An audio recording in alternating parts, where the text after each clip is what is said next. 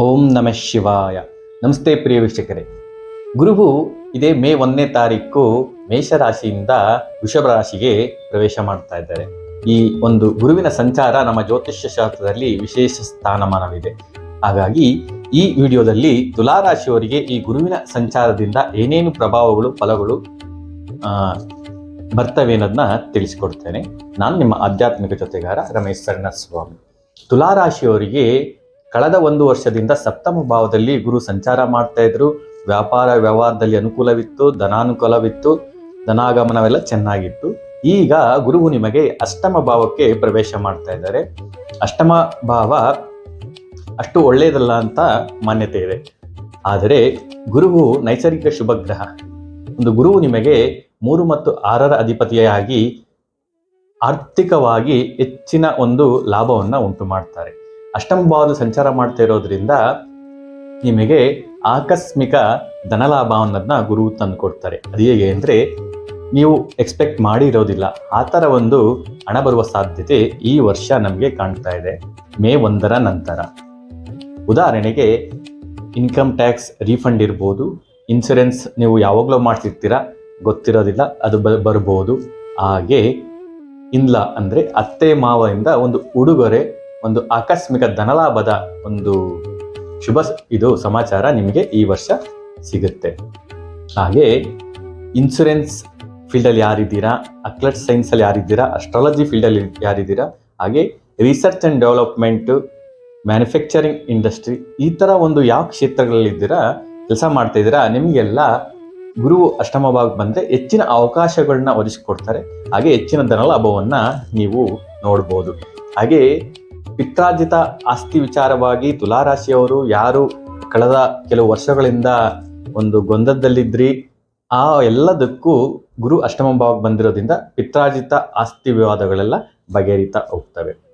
ಹಾಗೆ ಗುರುವು ನಿಮಗೆ ಮೋಕ್ಷ ತ್ರಿಕೋಣ ಸ್ಥಾನದ ಮೇಲೆ ಪ್ರಭಾವ ಬೀರ್ತಾ ಇದ್ದಾರೆ. ಹಾಗಾಗಿ ನೀವು ಈ ವರ್ಷ ಆದಷ್ಟು ಜಾಸ್ತಿ ಭಕ್ತಿ ಮಾರ್ಗವಾಗಿ ದೈವಾರಾಧನೆ, ಧ್ಯಾನ ಈ ಕಡೆಗೆ ಒಲವು ಮೂಡುವ ಸಾಧ್ಯತೆ ಜಾಸ್ತಿ ಇದೆ. ಒಂದು ಗುರುವಿನ ದೃಷ್ಟಿಗೆ ನಮ್ಮ ಜ್ಯೋತಿಷ್ಯ ಶಾಸ್ತ್ರದಲ್ಲಿ ವಿಶೇಷವಾದ ಮಹತ್ವ ಸ್ಥಾನವಿದೆ. ಹೇಗೆ ಒಂದು ದೀಪ ತನ್ನ ಸುತ್ತಮುತ್ತಲಿನ ವಾತಾವರಣವನ್ನು ಪ್ರಜ್ವಲಿಸಿತು, ಹಾಗೆ ಗುರುವು ನೋಡುವ ಭಾವ ಒಂದು ಮನೆಯನ್ನ ಪ್ರಜ್ವಲಿಸ್ತಾರೆ. ಗುರುವು ನಿಮಗೆ ಪಂಚಮ ದೃಷ್ಟಿಯಿಂದ ವ್ಯಯಸ್ಥಾನವನ್ನು ನೋಡ್ತಾ ಇದ್ದಾರೆ.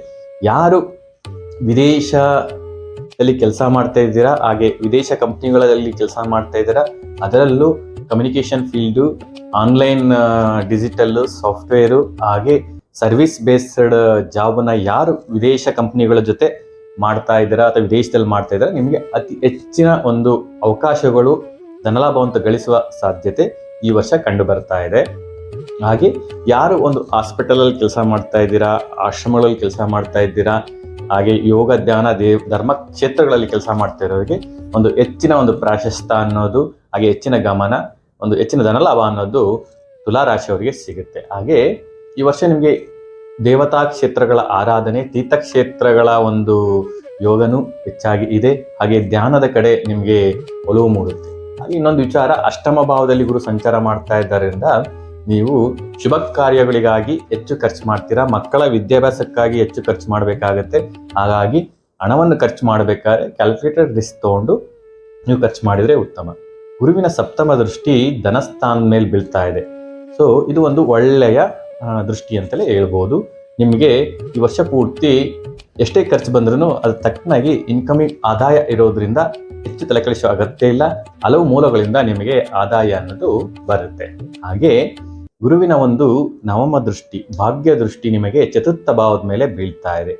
ಈ ವರ್ಷ ನಿಮಗೆ ಆಗಲೇ ಹೇಳ್ದಂಗೆ ಖರ್ಚು ಜಾಸ್ತಿ ಬರುತ್ತೆ. ಒಂದು ಮನೆ ನವೀಕರಣಕ್ಕೆ ಅಥವಾ ಒಂದು ಹೊಸ ಮನೆ ಪರ್ಚೇಸ್ ಮಾಡಲಿಕ್ಕೆ ನೀವು ಖರ್ಚು ಮಾಡ್ತೀರಾ. ಹಾಗೆ ಮನೆಗೆ ಬೇಕಾದಂಥ ಸುಖ ಸಾಧನಗಳು ಅಂದರೆ ಫ್ರಿಡ್ಜು, ವಾಷಿಂಗ್ ಮಿಷಿನು, ಟಿವಿ, ಈ ಥರ ಮನೆಗೆ ಅವಶ್ಯಕತೆ ಇರೋ ವಸ್ತುಗಳ ಇದಕ್ಕೆ ಜಾಸ್ತಿ ಖರ್ಚು ಮಾಡುವ ಸಾಧ್ಯತೆ ಈ ವರ್ಷ ಕಂಡು ಬರ್ತಾ ಇದೆ. ಹಾಗೆ ವಾಹನಕ್ಕೋಸ್ಕರ ಖರ್ಚು ಮಾಡ್ತೀರಾ. ಹಾಗೆ ತಾಯಿಯ ಆರೋಗ್ಯದಲ್ಲಿ ಕಳೆದ ವರ್ಷದಲ್ಲಿ ಇದ್ದಂಥ ಒಂದು ಕನ್ಫ್ಯೂಷನ್ ಏನಿತ್ತು ಅದು ಕ್ಲಿಯರ್ ಆಗ್ತಾ ಬರುತ್ತೆ. ತಾಯಿಯ ಆರೋಗ್ಯ ಸುಧಾರಿಸುತ್ತೆ. ಹಾಗೆ ನಿಮ್ಮ ಮನಸ್ಸು ಒಂದು ಪ್ರಶಾಂತತೆ ಕಡೆ ಸಾಗುತ್ತೆ.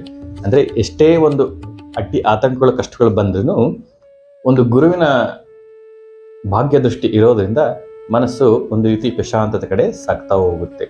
ಹಾಗೆ ನೀವು ತುಲಾರಾಶಿಯವರು ಏನಂದ್ರೆ ಗುರುವಿನ ಆರಾಧನೆಯನ್ನ ನೀವು ಮಾಡಬೇಕಾಗುತ್ತೆ. ಗಾಣಗಾಪುರ ಗುರು ದತ್ತಾತ್ರೇಯವರ ದರ್ಶನ ಮಾಡ್ಕೊ ಬಂದ್ರೆ ನಿಮ್ಮ ಬರುವಂತ ಅಡ್ಡಿ ಆತಂಕಗಳಿರ್ಬೋದು, ಕಷ್ಟಗಳೆಲ್ಲ ಎಷ್ಟೋ ಆ ಗುರುವಿನ ಕೃಪೆಯಿಂದ ತೀರಿ ಹೋಗುತ್ತೆ. ಹಾಗೆ ಗುರುಚರಿತ್ರೆಯನ್ನು ಪಾರಾಯಣ ಮಾಡಿ. ಹಾಗೆ ನಿಮಗೆ ತುಲಾರಾಶಿಯವರಿಗೆ ಶನಿಯು ನಿಮಗೆ ಪಂಚಮದಲ್ಲಿ ಸಂಚಾರ ಮಾಡ್ತಾ ಇದ್ದಾರೆ. ಸೊ ಪಂಚಮ ಶನಿ ಕಾಟನೆ ಇರೋದ್ರಿಂದ ಹನುಮಾನ್ ಚಾಲೀಸ್ನ ಪ್ರತಿನಿತ್ಯ ಪಡಿಸೋದು ಮಾತ್ರ ಬಿಡಬೇಡಿ, ಅದನ್ನ ಮಾಡ್ತಾ ಇರಿ. ಈ ಕಲಿಯುಗದಲ್ಲಿ ಅಸಾಧ್ಯವನ್ನು ಸಾಧ್ಯ ಮಾಡುವಂಥ ದೇವ ಅಂದರೆ ಹನುಮಂತನ ಆರಾಧನೆ ಮಾಡೋದ್ರಿಂದ ಕಲಿ ಪ್ರಭಾವದಿಂದ ನಾವು ತಪ್ಪಿಸ್ಕೋಬೋದು. ಹಾಗೆ ನಮ್ಮ ಎಲ್ಲ ಕೆಲಸ ಕಾರ್ಯಗಳಲ್ಲಿ ಜಯವನ್ನು ಪಡೆಯಬಹುದು. ವಿಡಿಯೋ ಇಷ್ಟ ಆಯಿತು ಲೈಕ್ ಮಾಡಿ, ಶೇರ್ ಮಾಡಿ, ಕಮೆಂಟ್ ಮಾಡಿ ಹಾಗೂ ನಮ್ಮ ಚಾನಲ್ ಸಬ್ಸ್ಕ್ರೈಬ್ ಮಾಡಿಕೊಳ್ಳಿ. ಧನ್ಯವಾದಗಳು. ಸಾಯಿರಾಮ್.